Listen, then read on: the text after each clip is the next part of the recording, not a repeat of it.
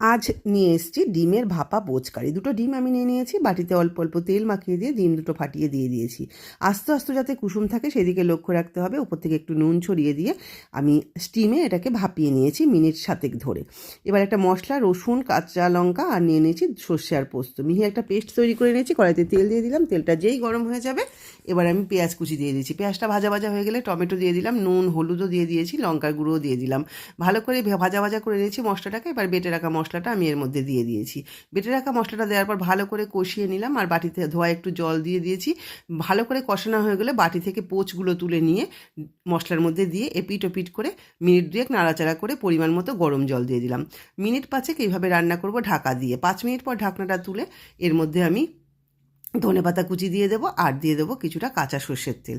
কেমন লাগলো অবশ্যই জানাবে, আর গরম গরম ভাতের সাথে কিন্তু একবার অবশ্যই ট্রাই করবে। আশা করি তোমাদেরও ভালো লাগবে।